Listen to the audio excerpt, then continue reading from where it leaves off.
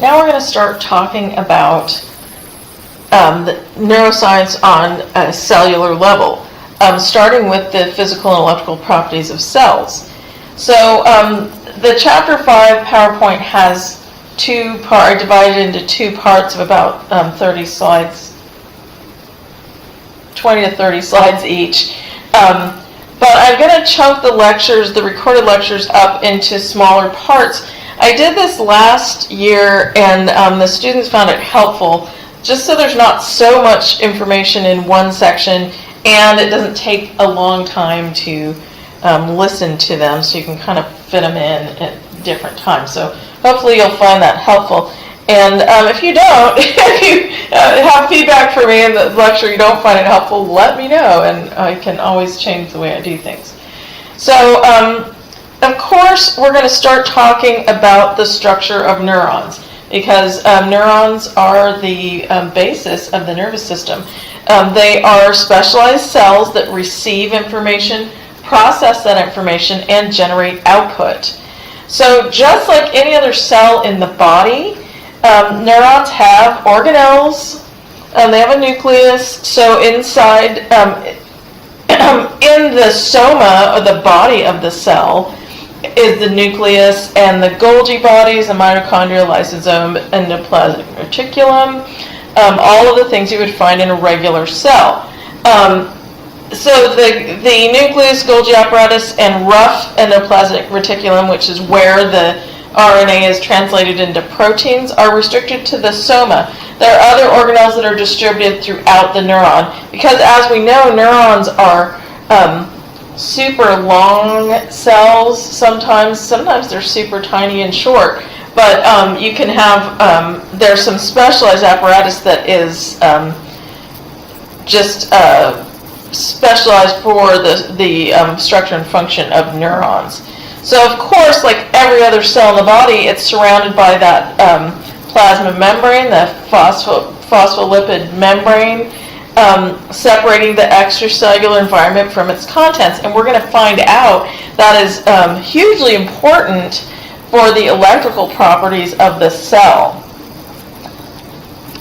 So a typical neuron, this is sort of our classic typical neuron, and this is the picture from the book, which you may recognize if you've looked at the book, or you may recognize from anatomy and physiology. So the four main components of the typical neuron are the soma, which is the body, the cell body, and that's our gray matter in a lot of areas, the cell bodies of the neurons. So the soma synthesizes large quantities and varieties of proteins that are used as neurotransmitters. So dopamine and serotonin and all those guys that we'll talk about, neurotransmitters, are synthesized in the soma of the neuron.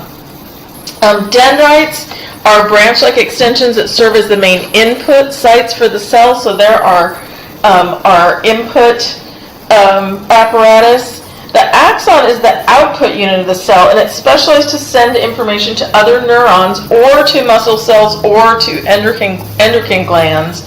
Anything that's going to cause an effect from that neural impulse. Most neurons have a single axon that arises from a specialized part of the cell that's called the axon hillock. We'll talk about different types of neurons that might have some different things. The end of the axon, where it's going to synapse with another cell, is called the presynaptic terminal. And so the presynaptic terminal is where we transmit the information to the next cell. In between the presynaptic terminal and the next cell, there is that is called the synapse, and there is a space between them. They don't actually touch. It's what's called the synaptic cleft.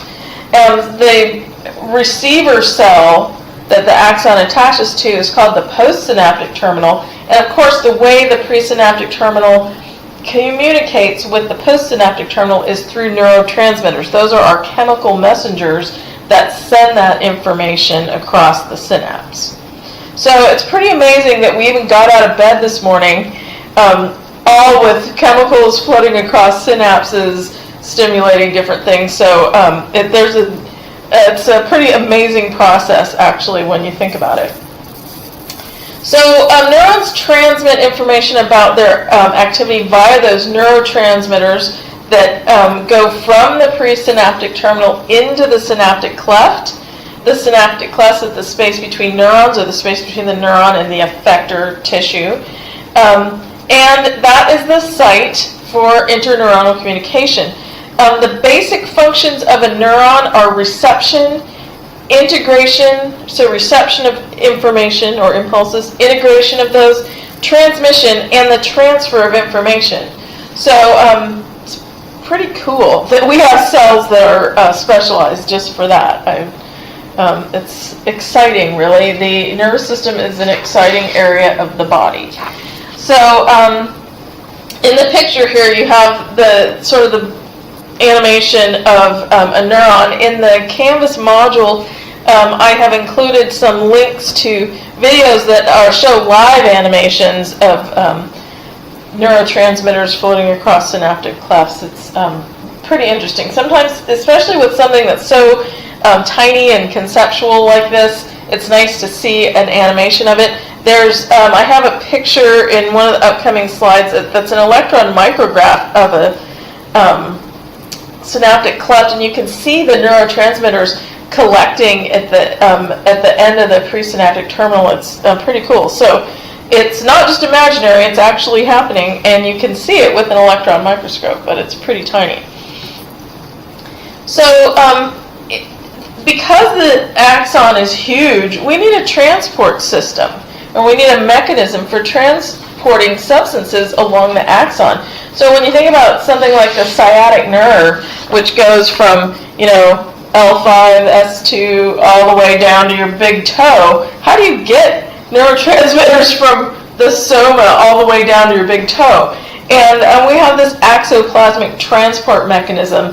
There are two directions for it.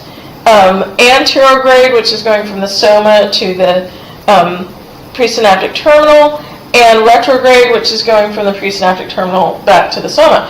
So I think of it as a little, like a little handle toe at a ski area. It's like the rope toe, but it has those little handles. The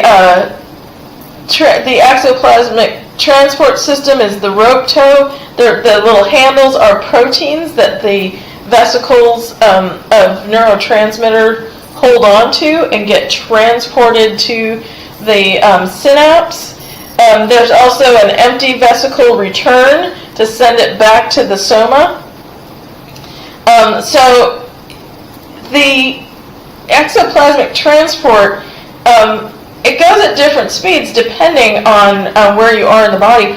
If you're in the cerebellum and you have 1 million little interneurons, more than 1 million, that have to send information very quickly, feedback on proprioceptive information that's going to help us keep our balance, exoplasmic transport is going very fast. If you're going from the nerve root at L5 down to the big toe, it has to go pretty fast too, but it's not going to be as fast as those ones in the cerebellum. So there are various speeds, but all of those slow down as part of aging. Also in neurodegenerative diseases like Alzheimer's or Huntington's or ALS, you are going to get slowed transport speeds as well. So ALS is amyotrophic lateral sclerosis, which is a motor tract disease, and we'll talk more about that in a later chapter. So the components of the neurons are pretty standard. We looked at that sort of particular, sort of a typical neuron. The first picture we looked at was sort of the typical neuron. The organization of those components depends on the type of neuron involved. So we have different configurations of those same components. Bipolar cells, and we'll look at a picture of all these, but bipolar cells, the example is the retinal bipolar cell in the eye, so you have one dendrite and one axon. Multipolar cells, for the example being a spinal motor neuron, projects from the spinal cord to innervate skeletal muscle fibers. It has many dendrites and fewer axons, but lots of poles. The classification of neurons is derived from the number of structures arising from the cell body. So the four general components, just as a reminder, are the soma, the dendrites, the axon, and the presynaptic terminal. So all the cells have them, they're just arranged in a different way.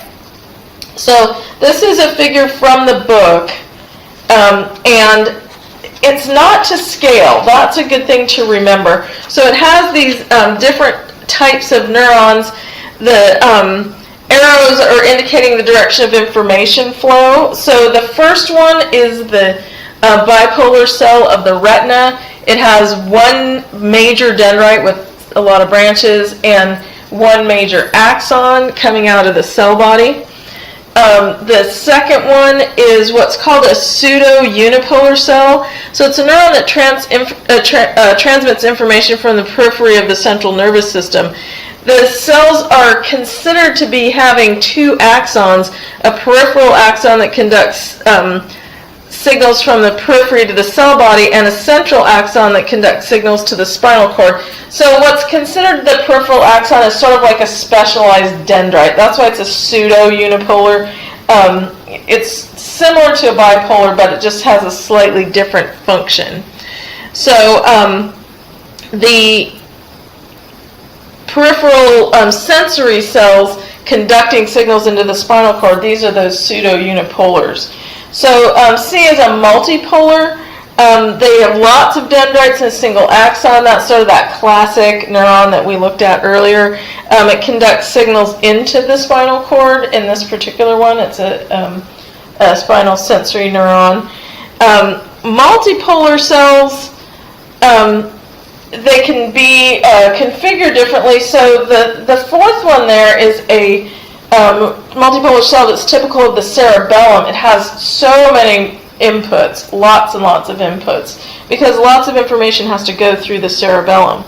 So an interneuron, the little one on the end, they're distributed throughout the central nervous system, and they are connecting neuron to neuron. So that's their job.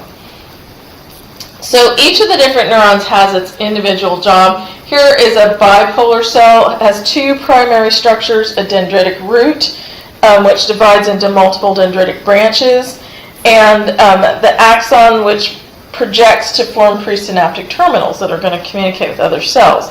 So the pseudo-unipolar that I talked about, they're a subclass of bipolar cells, and they appear to have a projection from the cell body that divides into two axonal roots. So sort of you can think of it as two axons and no really true dendrite. So it's all a lot of the somatosensory neurons are considered to be these. But the longest ones, they go from the tip of the toe all the way to the brainstem, which is, pretty amazing, I think. It's a single cell that's that long. And they run in tracks with other cells, so we'll talk about that as well. But I think it's pretty amazing that to have a cell that's that long. So multipolar cells, they have multiple dendrites arising from many regions of the cell body and a single axon. So these are kind of the most common cell in the vertebrate nervous system. There's a variety of shapes and organizations depending on where they are in the body. So the reason these cells are so common is because they can receive and accommodate large amounts of synaptic input. That's what they have. That's what their job is. So a typical spinal motor cell receives approximately 8,000 synapses on its dendrites and 2,000 synapses on the cell body itself. So there's a lot of input going into that cell, which is amazing, really. The Purkinje cells in the cerebellum can receive as many as 150,000 contacts. So there are lots of synapses on a really expansive tree, dendrite tree. So that's pretty amazing, I think. So if we're going to split the neurons into functional groups, there are basically three functional groups: afferent, which are usually sensory neurons, efferent, which are usually motor neurons, and interneurons, which process information locally or convey information short distances, like the spinal reflex arcs or those short little distances in the cerebellum. So with the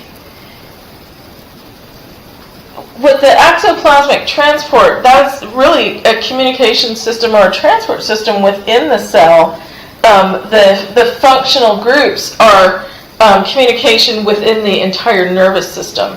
So the basic functions of neurons, no matter where they are or what they do in the nervous system, are reception, which is the input of information, integration, which is the processing of information, transmission along the axon and across the synapse, and transferring information, which is the output to another neuron or a muscle cell or gland. So no matter what their configuration or where they are, they do have those 4 basic functions.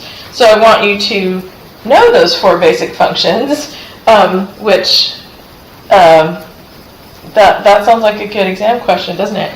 The 4 basic functions of neurons, you should, no matter where they are in the system, remain the same. So I'm going to wrap this section up, and then we're going to start to talk about the transmission of information by neurons, which is some pretty awesome stuff, I'm telling you.